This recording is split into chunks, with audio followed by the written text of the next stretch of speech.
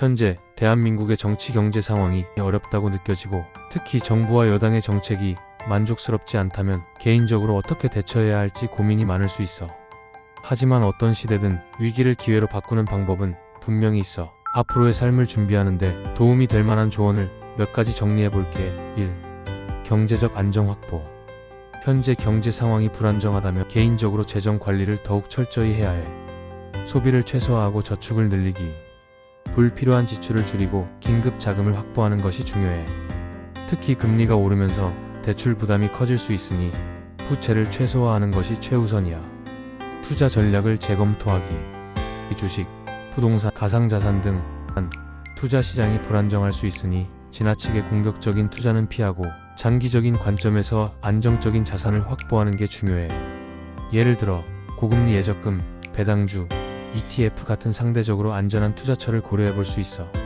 추가 수입원 만들기. 본업 외에도 부가적인 수입원을 만들 수 있는 기회를 찾아보는 게 좋아. 유튜브, 블로그, 프리랜서 활동, 온라인 강의 등 다양한 방법이 있어. 2.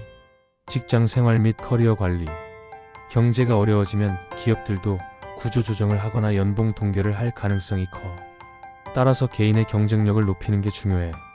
업무 역량 강화. 현재 직장에서의 가치를 높이기 위해 새로운 기술을 배우거나 자격증을 취득하는 것이 필요해. IT, 데이터 분석, 외국어 등 수요가 높은 분야를 공부하면 미래에도 유리할 거야.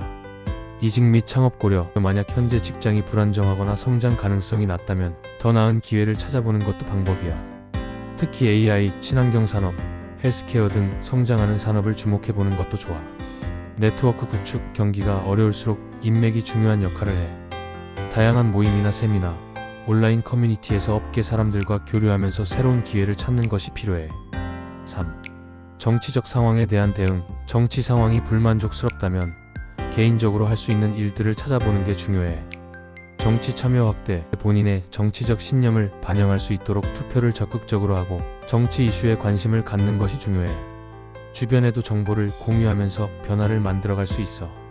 대안 세력 지원. 마음에 들지 않는 정당이나 정책이 있다면 대안이 될 수 있는 정치 세력을 찾고 적극적으로 지지하거나 후원하는 방법도 있어. 사회적 연대 형성. 시민단체나 공익활동에 참여하면서 자신의 목소리를 내는 것도 하나의 방법이야. 노동조합 활동이나 소비자 운동 등에 참여하는 것도 현실적인 대안이 될 수 있어. 4. 정신적 신체적 건강 관리.